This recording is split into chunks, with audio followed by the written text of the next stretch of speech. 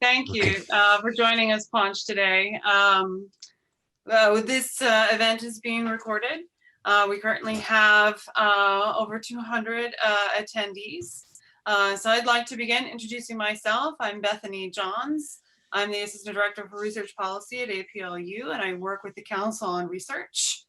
An important note for today, that this will be recorded and posted on our website for educational purposes. Next, please. Some quick announcements on how to use the webinar platform if you're not familiar. If you want to ask a question, please use the Q&A icon at the bottom of your screen and enter your question there. You will also have the opportunity to upvote a question that you think is really good and that you need to make sure gets answered. And you can comment also on a question that has been asked in the Q&A window as well. Please don't use the chat to use as a place to ask a question. The chat is for if you would like to notify the panelists or anybody running the meeting if there are sound or video quality issues. Please let us know through the chat. And yes, thank you for the APLU Council on Research for organizing today's event. And we also especially appreciate the other APLU councils and commissions who are participating today.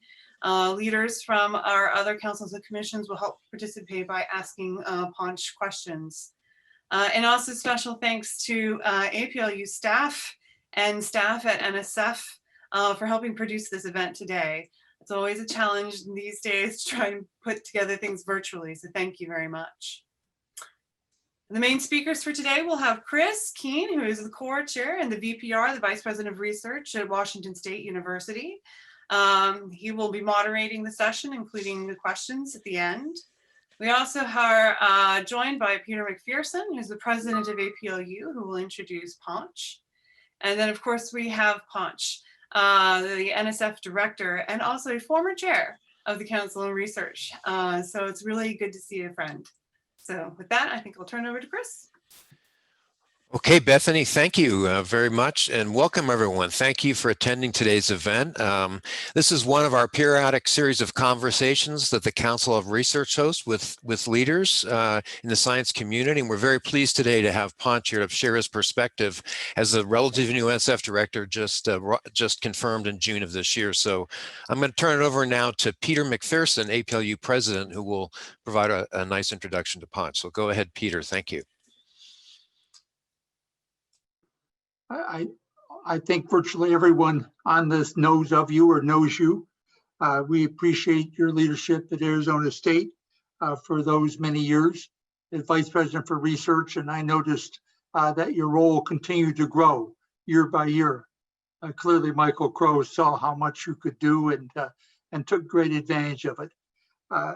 As just was mentioned by Chris, you were the chair of the Council of Research at APLU. You clearly are off to a fast track as director of NSF. Those are all the titles and background, but just some personal comments that I'd like to make. I think there's huge appreciation for your intelligence, but your intellectual curiosity and drive. The continued creativity that you bring to everything you do is widely appreciated. And one of the many things I like about Panch is his enthusiasm is infectious. Virtually everybody sees that and understands it. Frankly, everybody like Panch. I was thinking as I was getting ready to make a few comments about you, I think those who don't like Panch may have a personality disorder. I'm not, that may be an overstatement, but I don't think I'm insulting anybody because I don't know anybody that doesn't like you, Panch. So with that, let me just turn it over to you, and we thank you for the service you are doing for the scientific community, and we thank you for being here. Thank you, Peter. I mean, this is like homecoming to me.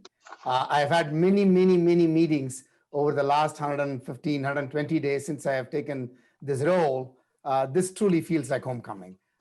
Peter, for your leadership of APLU and all the things that you're doing for the research community and the universities and higher education, I'm so grateful. We are all grateful to you for your leadership. And thank you so much for all that you do. Chris, thank you for taking on this mantle of Council of Research Chair. I know something about that. And I know, knowing you, I know the Council of Research is in really good hands, and you're going to do great things for the institutions, particularly the research community and innovation community. Thank you for taking on that role.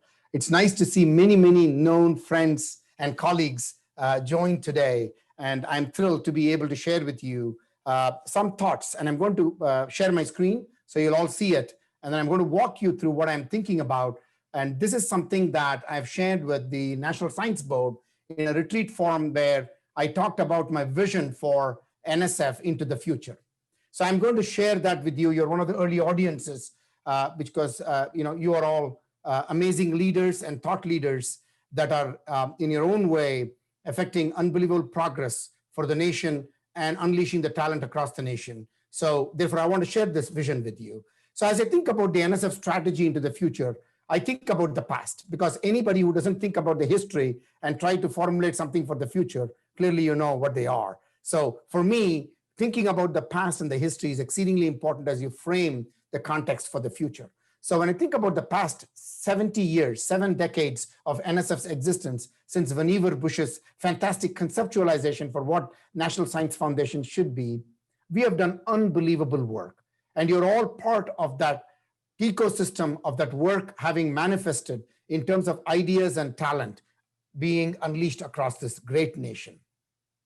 Now, then you ask the question, so what next? And the way I have tried to capture that is by what I call as strengthening at speed and scale. And I'm going to talk about this unique moment that we are in and why this is exceedingly important in a moment. And if you just look back, just even a week and a half ago, the 3 Nobel laureates in physics, in chemistry, and economics, they were all funded by NSF, either early in their career or through their career. And I personally wrote congratulatory notes to all of them, and quite a few of them responded back, expressing their appreciation for NSF's role as they're advancing their fantastic ideas and innovations, causing recognitions of that nature. When you look at NSF, all of you know that the NSF mission has stood the test of time. It's got 3 basic component parts. And these are some things that you are all familiar with. So I'm not going to spend a lot of time sort of talking about it, but as much as highlighting this to you, as we are thinking about NSF of the last 70 years, and as we are advancing into the future, this is the mission that is guiding us, propelling us, and advancing us into the future. And we know that this all originated from this fundamental concept that Vannevar Bush wanted us to think about, is how do you fund high risk, high reward research that would seed growth across the entire US enterprise? And I said, unleash talent and ideas at scale. I had the good fortune of presenting a testimony to the Senate Commerce Committee even before I was nominated to this role. And in that, I was asked to present what might keep our nation in the vanguard in research and innovation, and what are my thoughts related to that. I shared the following in summary form as 4 strong ecosystems of progress that we need to make. And those are a strong research and development ecosystem, a strong learner ecosystem, a strong partnership ecosystem, and a strong economic development ecosystem. These 4 ecosystems are very important for us to be in the vanguard of innovation through research and other mechanisms by which we advance our ideas. At the same time, I had the good fortune of having served the prior 6 years as a member of the National Science Board as we were thinking about what might the Science Board want to do as we are thinking about the next decade. So we were designing the 2030 NSB vision.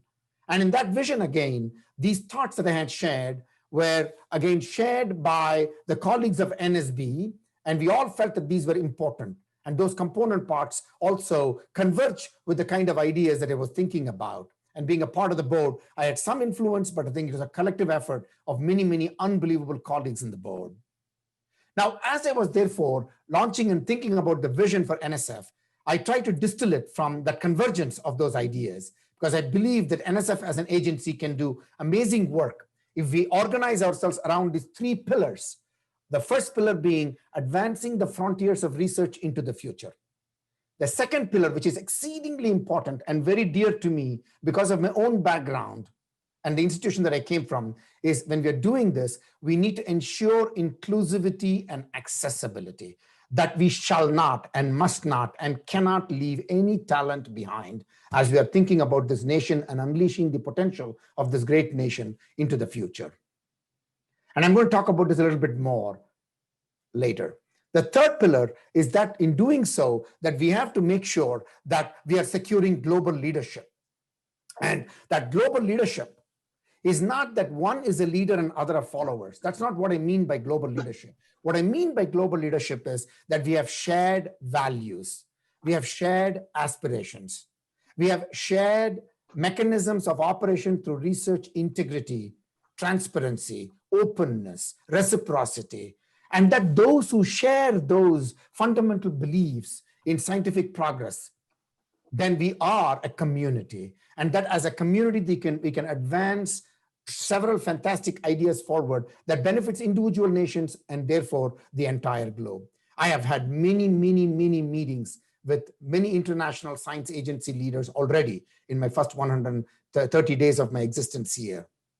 I can tell you that one of the, if you want to call it an advantage or benefits of being in the virtual mode, is that you could have 3 to 4 times more meetings than you would have had if you were physically traveling to every place, or communicating in venues like this where you have to actually be there to be able to interact with people. And so I've been able to convey this enthusiasm about NSF's past, the present, and the future with many audiences. And I find a shared enthusiasm and a shared excitement of wanting to collaborate with us. So this global leadership, therefore, is with that mindset. Even yesterday morning, I was talking to for almost an hour with our colleagues in Japan, the Japan Science and Technology, came out with unbelievable areas where we can work together on. And when I talk about that, that essentially underlies the foundation of all these pillars, which is how do we make sure that we make progress through partnership in every form, in every mode of every type. And I'm going to talk about that a little bit more later. But when you think about all of these, there is this element of innovation, the spirit of innovation, the mindset of innovation that essentially permeates everything that we do. That as an agency, I challenge ourselves to be innovative in how we operate and how we function and how we think.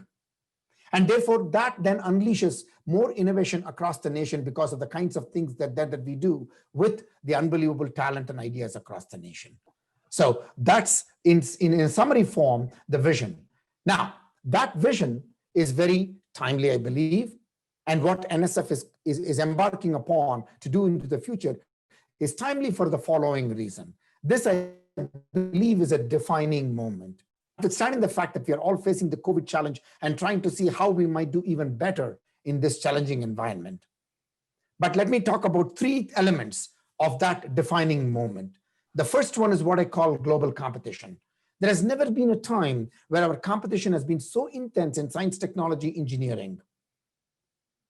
And therefore, we need to then rise up. Since when has competition been anything other than motivating us, inspiring us to do a lot better and to do even more than we have done ever before, to be a lot more innovative? And so this moment of global competition is inspiring, motivating us to do better and to do more. At the same time, this is an important concept that I talked about earlier. When we are doing this, currently we are missing millions of talent across this great nation, across the socioeconomic demographic of this nation, across the geographic diversity of this nation. That is not an acceptable way that we can advance into the future. We need to nurture, we need to inspire talent and make sure that the talent is brought to life across this great nation, the demographic of this great nation. And therefore, how do we unleash that idea, the talent, and therefore the ideas across this nation? This is an important moment for us to focus on that. Now, on top of that, I have found that with my own engagement in the Hill, during my confirmation process and after the confirmation process with many meetings that I've had with staffers and members, I can tell you there is uniform bipartisan support for science, technology, and engineering and what it can do for humanity, society, and economy. And therefore, this is a unique moment for us, characterized by these ideas, and a lot more. That's therefore a moment that we need to seize and capture and see what we can do even better and even more. And at strength, at speed, and at scale, as I mentioned earlier. If I look at the future of research, and if I look at this first inside logo that I have of NSF on the right-hand side, and if you look at this as 7 decades of performance of NSF, what are we doing now, and the kinds of activities that we're doing now that positions us, propels us through this decade and the decades to come. I'm giving you examples of them. Curiosity-driven research. This is the bedrock of what NSF is. This is what makes NSF the unique agency it is, that unleashes the discovery and exploration-based research activities across this great nation. This will always be what NSF will do at speed and at scale and at strength. No question about that.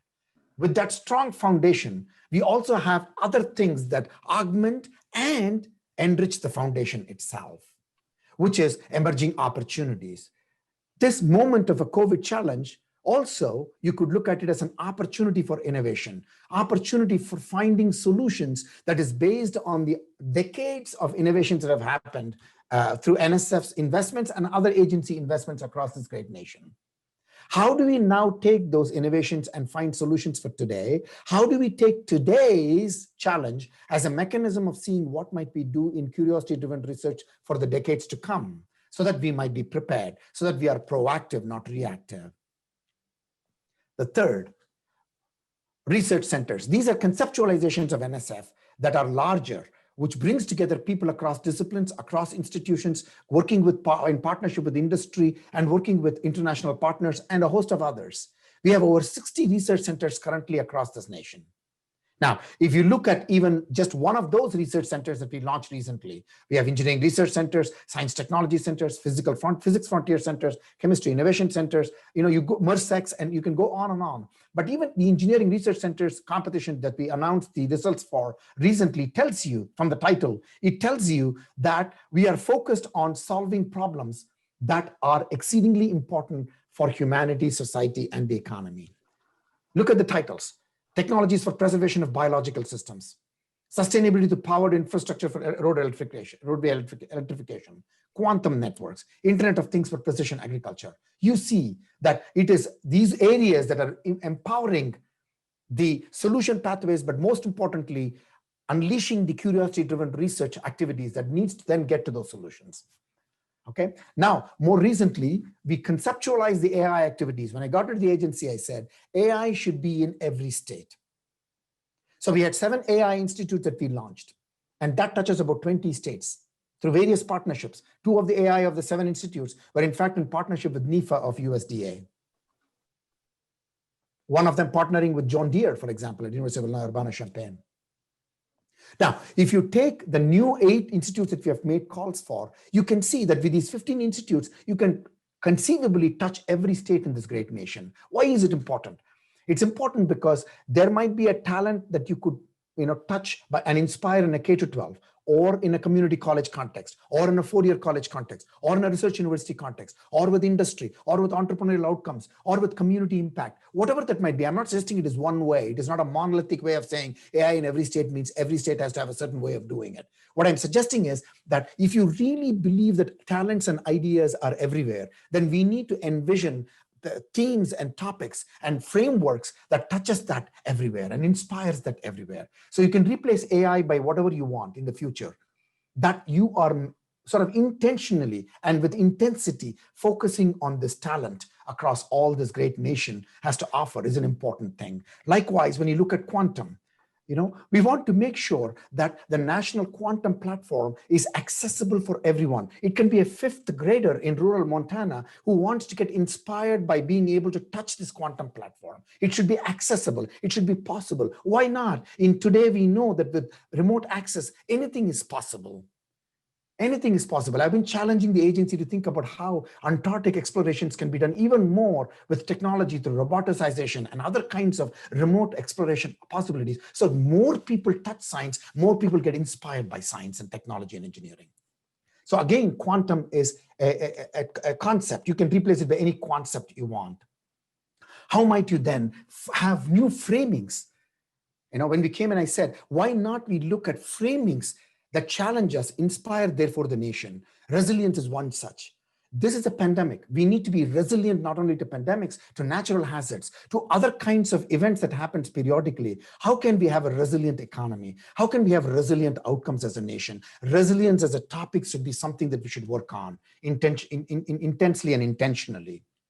Likewise, how do you take the bio inspirations and bio advances like synthetic biology? How can you turn it into outcomes such as biotech and bioeconomy, in addition to therefore challenging our curiosity-driven research even more at the fundamental level? It is not anything this or that. This is this and that, and I'm going to show you how they are completely interwoven. They are intertwined. They are not different from one another. I know I'm preaching to the choir, but I just want to make this point very clear.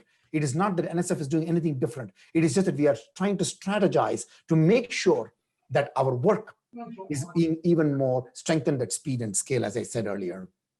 Then you talk about learning everywhere as a concept.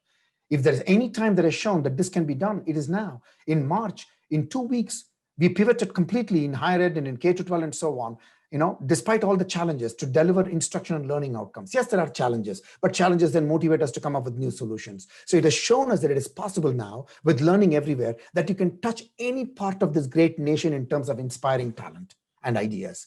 That's the point that we want to take hold of and see what NSF can do even more. NSF's investments in learning everywhere concept in terms of technology as well as learning sciences and others has made this possible. And other investments across other agencies and other entities have made this possible. So let's take this moment and see what we can do more. And last but not the least, let's not forget. And you will see intentionally, I'm giving you examples that is every directorate of NSF, but not just intra-directorate. It is directorates working with other directorates. Every one of these big ideas that we're talking about in the outer circle is all at the fusion of directorates also, in addition to intra-directorate, unbelievable innovations stemming from them. Empowering society.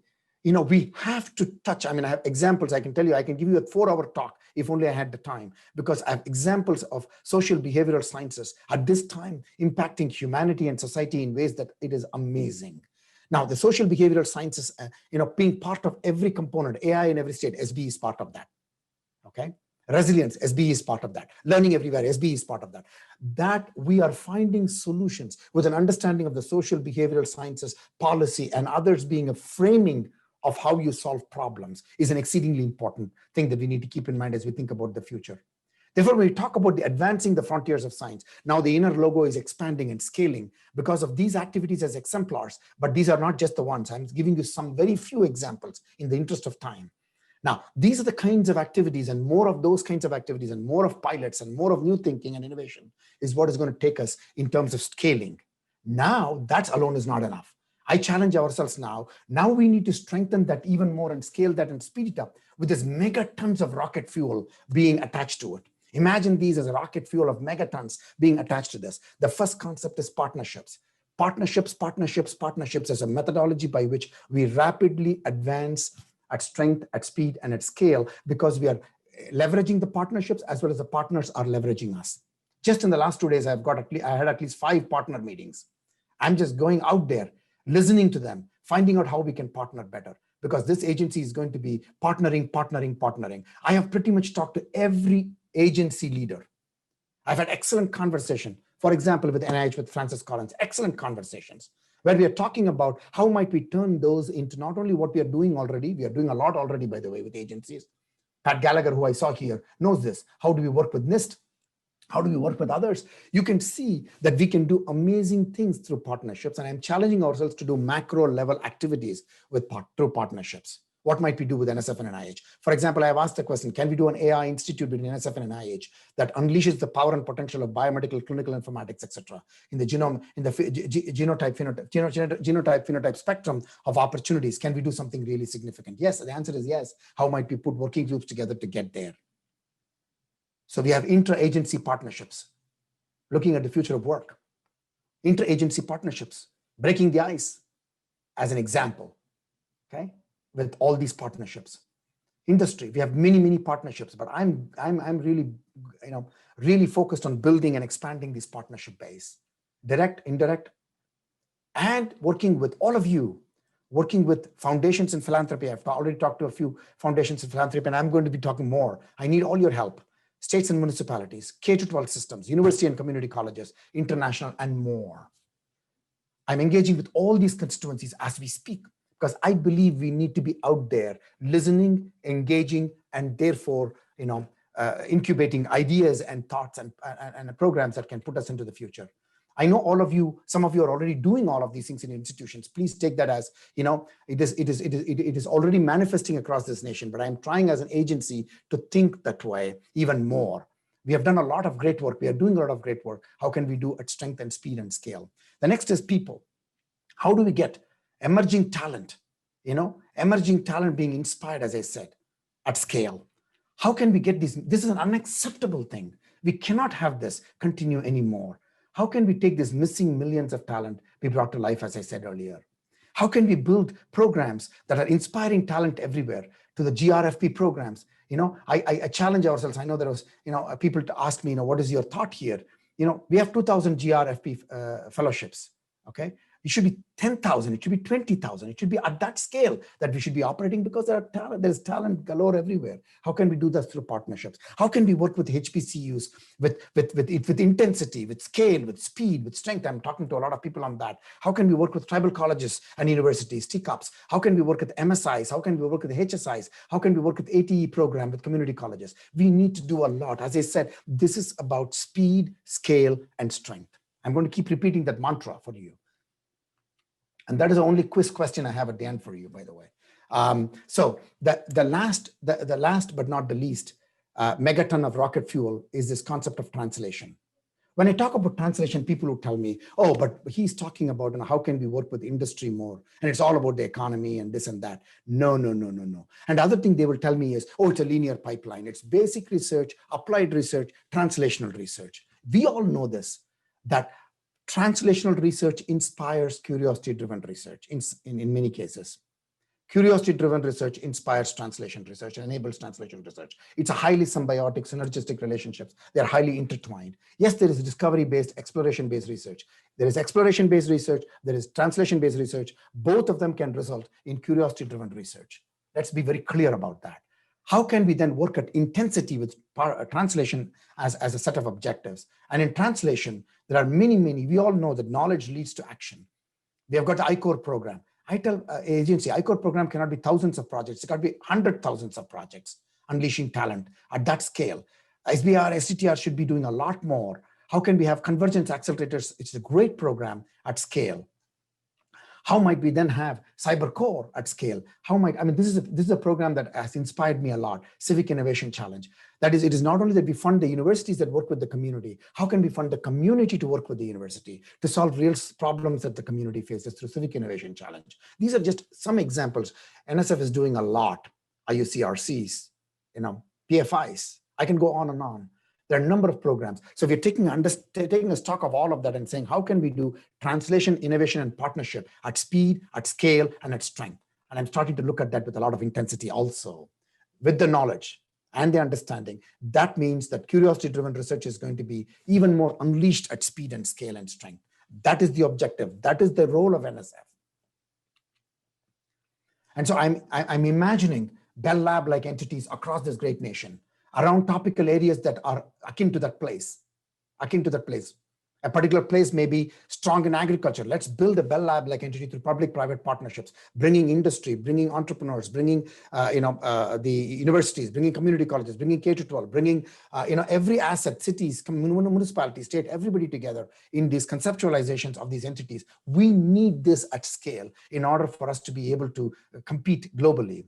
And so, to me, these are ideas that we are already starting to think about through my visioning exercise, where we are saying that these are important things that we need to, therefore, put together for strengthening at speed and scale. And then inside the agency, I say, we need to challenge ourselves with certain threads. How do we think? We think innovatively, the thread in the bottom. How do we process information? How do we make decisions? It's always going to be by data and analytics. We should hold ourselves accountable, and therefore we should make sure the data and analytics guides us in terms of our decision making. How do we function? We function through a global leadership mindset. That is, that we have openness, transparency, reciprocity, and respect for research integrity as the way we move forward. That we think about infrastructure of the future. not about just only the current decade, but the decades to come. Because remember, the Nobel Prizes that were won was because of infrastructure investments that were made several decades ago. So we need to be constantly think about the future of infrastructure. So I've been challenging ourselves. And that strategic planning exercises cannot be and should not be once in 2 years, once in 3 years. It's how we evolve every day. That human element, that is because it's all about by the people, for the people, of the people, we have to have the human element as a thread in everything that we do. And then finally, that all that we do cannot be the best kept secret. We have to be out there, outreaching. And that's why I have probably talked to as many audiences as have asked me, engaged with them, because it's my job to put the message out there in terms of what NSF has done, what NSF is doing, what NSF will do. And that is an important thing to communicate the importance of science, therefore, through that, and engineering and technology, therefore. So this messaging with all constituencies that I'm dealing with. So that's what I call the threads that will guide us. So I wanted to make sure that I presented to you all, and therefore I need a lot of help. I'm not going to go through that right now. I need a lot of help, but more importantly, that help is through this partnership, that we will have that helps advance the collective future that we're all dreaming and aspiring and hoping for. And that's what I mean by NSF into the future, strengthening at speed and scale.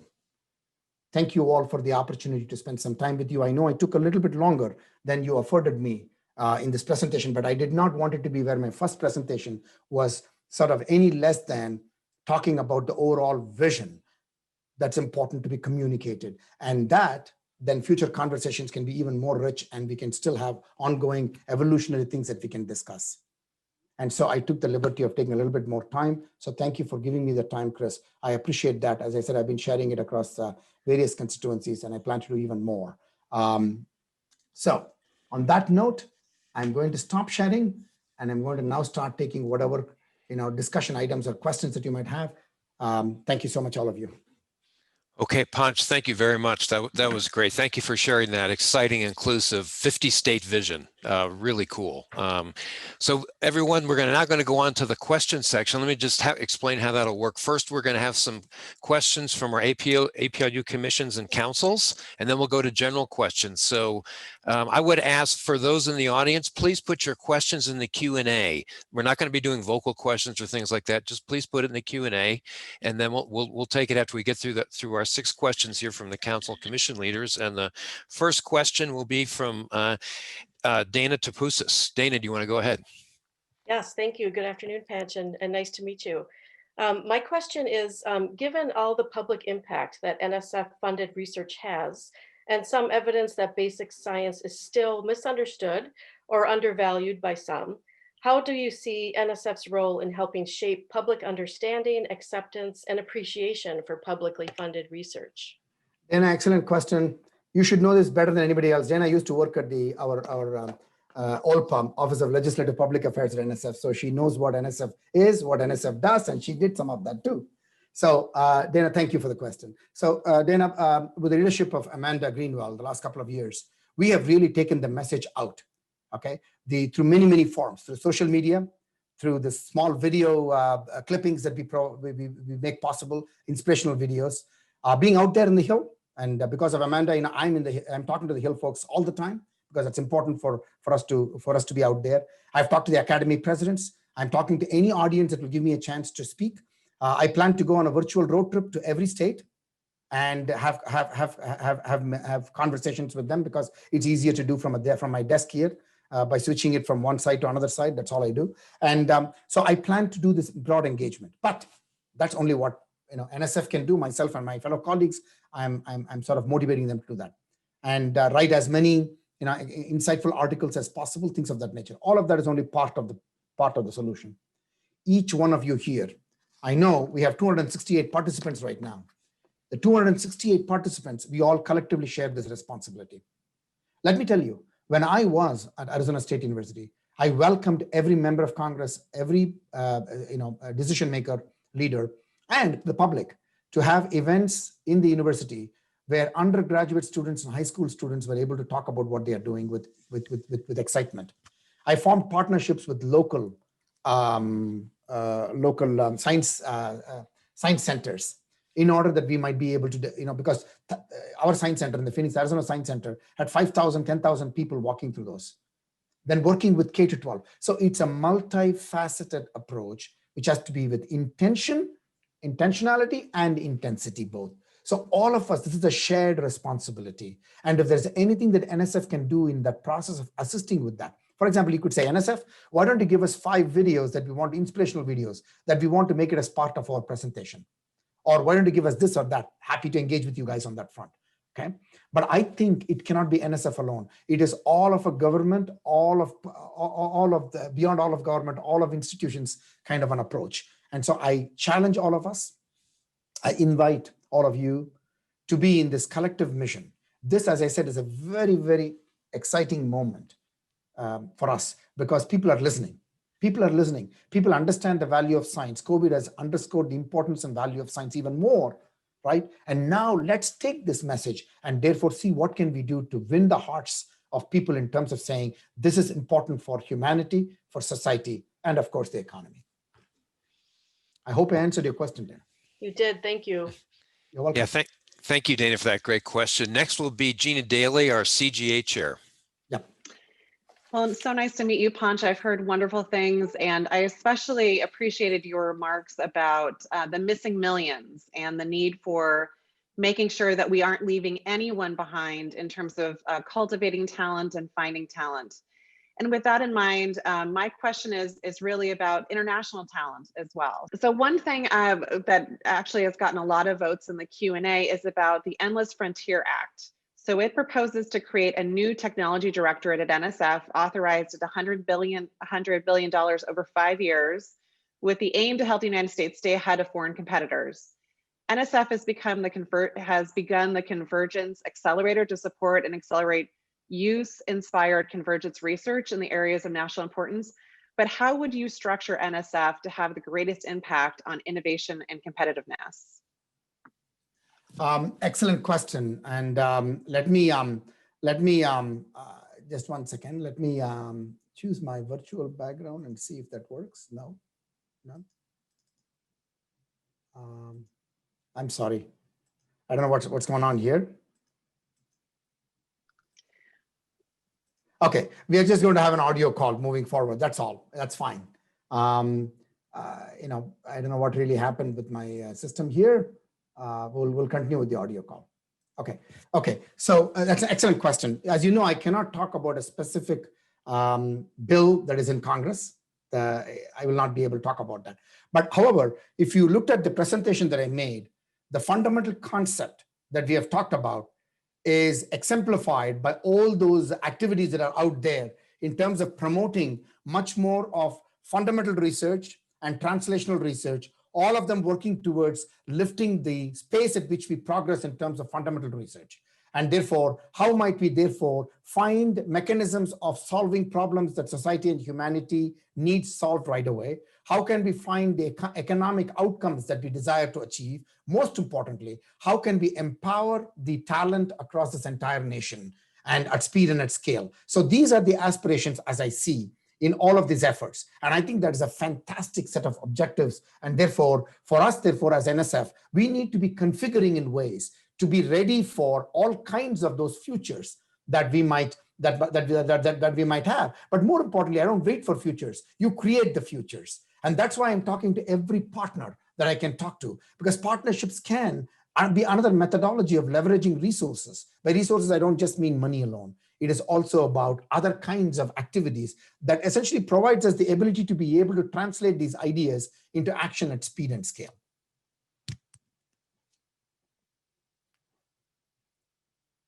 Okay, Panch, thank you for that. Next will be Rick Miranda for CAA. Go ahead, Rick. Thank you.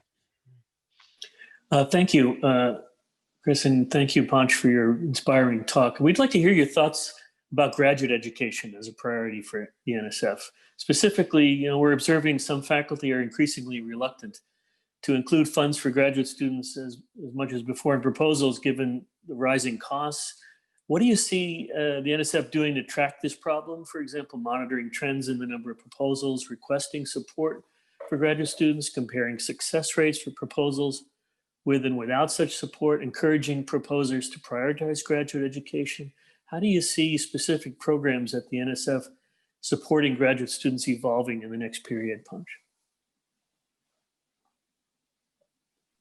Thank you, Rick. Thanks for asking that question. Really appreciate that. It's a very important question. As you know, at least as a faculty member, I always prioritize graduate student funding, even if it meant that I had less coverage for my summer months and or other kinds of things that I need to do with the research dollars. So I'm hoping that that spirit permeates still across the nation. And I understand the challenges with graduate student funding relative to the increase in the graduate student stipends. People have talked to me about that, and I have experienced it myself, increasing in order for us to be competitive with the workforce out there, particularly in the areas where people can get gainful employment. How will you still keep people excited and interested in wanting to pursue graduate programs? So these are important problems. So there are a couple of things that I've been talking about. Is let me give you an example. I did an analysis to answer your question. I did an analysis. I said, okay, if I take the current proposals that we are funding, and I looked at the success rate, it's 20%. And I asked the question, what would be an ideal success rate based on the quality of the proposals we are receiving and fundable ideas that we are not able to fund because we are, after all, in a zero-sum game, okay? It turns out it's somewhere around 30%, okay? Let's take that as one component. Then I asked the next question, how is the award size the right size, okay? And so when I did an analysis of that, I mean, we could at least be anywhere from 33% to 50% more in award size in order to address the problem that you talk about, Rick, as an exceedingly important thing that we need to focus on.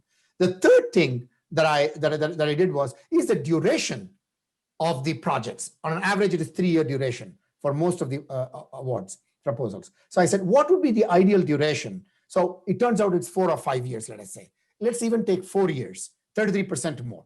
So if the proposal success rates were to increase to 30%, if the award size increased by 50%, if the duration increased by 33% to 4 years, we would need exactly a doubling of the NSF budget today, $8.2 billion, just to give you a sense of that. I've been doing this, as you know, I'm a computer scientist. I believe in data and information. And as I said, one of my threads is how do you use data and analytics to guide your decision-making and how do you advance, okay?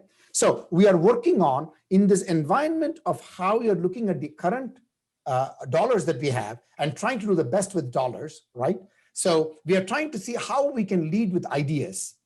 And so that's why the ideas and these analysis, I'm hoping, are going to give us an opportunity to be able to make the case to get additional resources with the understanding that these are the kinds of ways in which we want to look at the resources being deployed.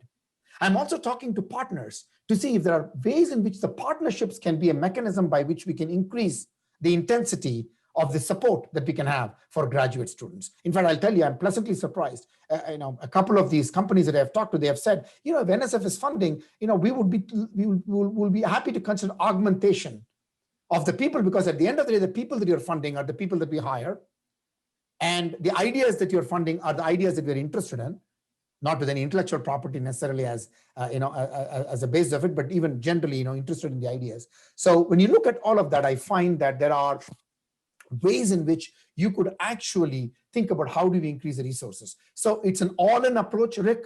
I know that I've not answered your question completely. I know that, but what I'm communicating is we are trying to do our best in the situation that we are in to make the case. But having said that, thanks to APLU, thanks to all of you, there are things out there that is making the case for the pandemic-related support activities.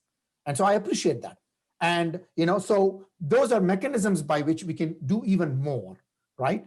And again, without talking about any specific legislation or whatever, we know that those are mechanisms by which NSF is hoping that we can do even more, because we are committed to seeing how the scientific community does not miss a step, how things are not delayed, how things are not slowed down, notwithstanding the slowing down that's happening because of the pandemic. We don't want slowing down to be a side of the pandemic, almost like a second pandemic of slowing down things. We don't want that. So we're trying our best to see what we can do to address these. And we need all your help.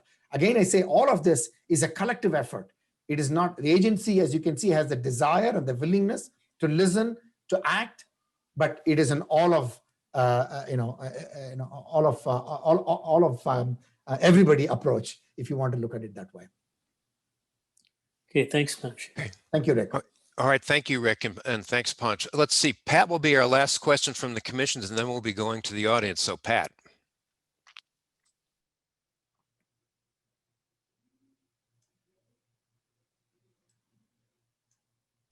You there, Pat? Okay, Pat must have stepped away for a second. Bethany, can you do an audience question? Yes, can you hear me? Yes, I can hear you well. I'm Thank sorry my video is gone, but that's okay. You can hear my voice. Yes, we Imagine. can hear you very well. So I'm going to combine a few questions that are in the Q&A that deal with your theme of there's talent everywhere. There are questions about the EPSCoR program, established programs to stimulate competitive research, as well as questions about your plans for interacting with historical Black colleges and universities and minority serving institutions. Can you speak directly to what your plans are at NSF to help improve these programs or work better with these institutions? Yeah, no, excellent question again. And one of the first things, I just want to put this in the context of the broader set of things that we talked about. At NSF, we have put a special emphasis on ensuring that diversity, inclusion, and accessibility is something that we are, that already is part of the thinking of NSF. I'm trying to add extra oomph to that, if you want to look at it that way. So in fact, we have had several retreats with my leadership team in terms of the new programs. So here are the things that's happening at NSF. There are already certain programs that are showing that they are producing good outcomes. I'm asking, how can we scale that faster? Second, what are the new ideas that we need to be working on in order to scale more? And so in that context, some of the ideas that have emerged is, can an R1 university, which is not in an EPSCoR state or is in an EPSCoR state, can then partner with other MSIs, HSIs, and HBCUs to see if we can do more by this, so joining forces to see how we can increase the capacity. Those kinds of ideas that essentially does not, rely on only the fantastic efforts that is being made within the institutions, HBCUs, MSH, and HSI. I'm very impressed by the work that is already going on. And so it's our responsibility to see how we can scale that more. At the same time, I'm also trying to see how we can enhance that with these partnership kind of thinking. There are programs that welcome partnerships, but I want to see if we can make it more systemic. And I'm going to posit an idea because it's all university folks here. We have in every proposal this concept of broader impacts. Okay. Now, every proposal has a broader impact, and I can speak for myself. When I was a faculty member, I try to do the best to see how I can have the broader impacts really realized through my program or proposal or project. If the institution had a broader impact framework that all these proposals can contribute to and draw from, then you have the collective strength of all the proposals that then can channel through the institution's ability to be able to have the broader impact. And so I'm positing this idea as something that will be great for us to engage with the institutions to see if they can take a broader impact framework that they can develop, that then all the proposers inside the institution can tack on to and then work with that framework, and therefore can have a much more magnified impact in terms of how we take the problems that are in the region or beyond the region. And then one such framework can be, how do you partner with HBCUs? How do you partner with community colleges? How do you partner with K-12? And have frameworks that is people are able to not have to write their own, but tie into those frameworks as another idea. So we are talking about a number of these, but at the same time, I want to tell you, I'm also listening to ideas. We only have so many ideas, right? Neurons are fixed, unfortunately. So therefore, I'm looking for great ideas from all of you. If you have better ideas, new ideas, please send them to me. And you can be rest assured that that will be baked with all the ideas that we have to see how we can come up with better programs. You all have tremendous insights and experiences that I don't want to miss taking advantage of. Great. Go ahead, Bethany. Go take our next question. Yeah. The next most upvoted question is from Mark McClellan. Panch, speed, scale, strengths. I love the focus on Bell Lab-like centers. Do you have ideas on how we might build this vision? Yep. Excellent question, Mark. How are you doing? Lovely to connect back with you. Hope all is well with you. Hey, Mark, imagine if you understand the context of a particular region or a state. It doesn't have to be state dependent, it can be a region also. You say that I'm picking Arizona, for example. I mean, as an example, because I know something about that. Now, we said that photons are shooting at the surface of Arizona like no tomorrow. Okay, so photovoltaic, solar-based. It doesn't have to be necessarily photovoltaic. It can be other kinds of solar fuels, solar-inspired fuel, photon-inspired economy can be built in a state like Arizona, for example. So can we convene the universities, the community colleges, the K-12 systems, and the industry that is already there, and what might new industry that might be spawned, what might be the kind of entrepreneurial activities that might be brought to bear, and then working with the state and the cities and the county, can we build an ecosystem of excellence like that NSF can be a player, a catalyst, an enabler, working with other agencies who have similar interests? Can we build a lab like this through pure public-private partnership model, where there is an easy flow of people across the academia and industry, like there is absolutely a porous wall that allows people to go back and forth, that allows mentorship to be had for our students that we are talking about that need more mentorship. And therefore, how might we get that kind of an outcome realized? That's what I'm envisioning, Mark. I hope that answers your question. Some of this is already happening in certain regions. Please don't take it as these are brand new ideas. What I'm saying is, how do we do that? As I said, always my answers, you should just underscore with strengthen at speed and scale. Thank you. Another question that's in the from the audience, Roger Wakimoto. The pandemic has provided unprecedented insight by the general public into what we refer as a scientific method. To the non-scientists, it can seem as a clunky approach. Initial findings are contradicted or are amended or retracted. Hypotheses are generated and may ultimately be refuted. This is all playing out in real time in the media. Has this scrutiny by the public of a scientific process that we take for granted been helpful, harmful? And what are the important lessons learned?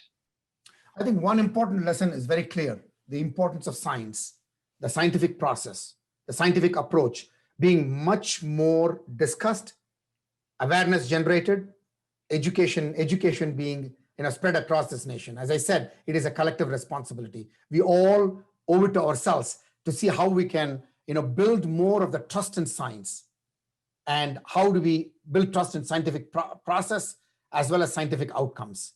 And that science and research is not always deterministic at all time, that there is a pathway for finding more. Sometimes it's not fully there. It is a developing process. So that people don't build skepticism based on some work in progress, or the fact that some work has essentially gone back and questioned the fundamental assumptions of something that was made in the past as a discovery, and then improve the discovery. That this is a natural process of that natural part of a scientific process is something that we need to build more awareness and education. And that's a collective responsibility. I think we all have to take together, and the agency can help with that in terms of facilitating, being a convener, being a listener, being an actionable element where we can promote certain programs and see how we can help grow that awareness. So I think it still is a collective responsibility. That's how I see it. Roger, by the way, good to meet you again. All right, thank you. We'll take one last question from the audience, and we'll combine it into a general question. There's lots on international relations. There are some specific questions on how we can promote stronger ties with our current partners, specifically with Canada. And there's also specific questions about recruiting foreign talent and making sure we work with international graduate students. There are also specific questions on partnerships that we have with Mexico as well. There's an opportunity to answer all those questions at once. We'd appreciate it. Yes. I saw John Fink asking that question. Hi, John. Good to meet you again. Fellow colleague, was a VPR when I was a faculty member at ASU. So, John, good to meet you. So, let me talk about Canada. As I said, I have had many meetings. I've met with the GRC, the Global Research Council, at least twice. In fact, I addressed the European Research and Innovation Day, as I said, doing it from the desk. Apparently 30,000 people across the globe signed on to it. I've talked to the ambassador of New Zealand. I've talked to Canada with Mona Niemer, the chief science advisor to Prime Minister Trudeau, as well as to Alejandro Adam, the head of NSF, Natural Sciences Engineering Research Council of Canada. I'm waiting to talk to my counterpart in Mexico, although I've had conversations with Conacyt in my previous role when I was at ASU. I've talked to UKRI, the new leader of UKRI, Dame Odeline at UKRI, and Patrick Valence, the science advisor. I convene the science advisors across the globe. In fact, I have the next meeting on November 9th. I've talked to Mark Ferguson of Science Foundation Ireland, a science advisor in Ireland. I've talked to the Indian ambassador and the principal scientific advisor to India, Professor Vijay Raghavan. Through the Global Research Council, I've talked to all the science advisors other than these folks that I mentioned. I also had lunch with the Italian ambassador just last week in his home. And I am relentless, as you can see already, in terms of going everywhere I can to, and then I had this 1 hour conversation with colleagues yesterday with Japan, JST, with Hamaguchi, President Hamaguchi, whom I knew even before I got to NSF. Okay, so what we're trying to do with this is, I'm saying the following things to them, so that will answer this question. We share values, we share aspirations, we share our beliefs in research integrity, openness, transparency. We share our collective enthusiasm that global challenges require global engagement in order to find global solutions. Okay, so we are all in it together. Pandemic, COVID being an excellent example. You know, our work by, I'll give you one example, our work by Romy Romero from UC San Diego, who's worked in the, you know, with high performance computers. You know, she started working with the H1N1 modeling in 2009 with Blue Water's supercomputer at that time. Now quickly pivoted to COVID with 160 million atoms being modeled for the virus, and now is doing it in the Frontera, which is the latest high performance computing framework. She has collaborators all over the world, including Monmouth University in Ireland. You know, she's working with a collaborator there. I'm just giving you an example. So these are data points. These are not just hand waving things. I'm giving you exact data points. So I'm saying now to all these collaborators, what might we do more? What might we do better? What might we do at scale? With Canada, because Canada was asked by Paul, I'll tell you, Canada is one of the largest investors in quantum. So I said to Alejandro, why don't we sit together and think about our quantum investments that we are doing with NSF and DOE? We launched the quantum institutes. Why don't we take your $1 billion of quantum information science and quantum investments and see how we can leverage that to do bigger and better things together? He's all in. He's all in. In fact, I have a panel with Sudeep Parikh, the AAAS CEO, and Mona Niemer, the chief science advisor, as I said, of President Trudeau and myself. We are sitting and talking together 2 weeks from now in a panel about how we might promote more collaborations with Canada. So you can be rest assured, and thanks to Peter McPherson's unbelievable leadership in APLU, where he has been bringing together Mexico and Canada together as, you know, 3 countries working together doing greater things. I'm participating in the APLU meeting on a panel with the Mexican counterpart in Canaseat, as well as Mon Niemer, talking about how we might do more collaborations between US, Mexico, and Canada. So these things are all good conversations, but I'm challenging us. Conversations are great. Handshakes are great. Meetings on Zoom are great. But I walk away with every meeting saying, what are we going to do? So yesterday, just to give you an example, yesterday in the Japan meeting, I formed 3 working groups that's going to work in the next 2 months. And the next meeting that I'm going to have with Hamaguchi is going to be specifically on what projects we're working together and how we are bringing the funding together to do macro scale activities. So that's what I'm doing with the other agency leaders. That's what I'm doing with the international partners, because we need to, as I said, move with speed and scale. We cannot wait for, you know, deliberations and then reports and then thinking about what we might do. That speed won't work. So I'm giving you my thinking here and my actions here. So if that's helpful to you, that's how we are moving forward. Okay, well, listen, Panch, thank you for that, for everything, for that answer, highlighting the annual meeting, actually. So listen, everyone, we are at time. So let me just, Panch, thank you so much for sharing your vision.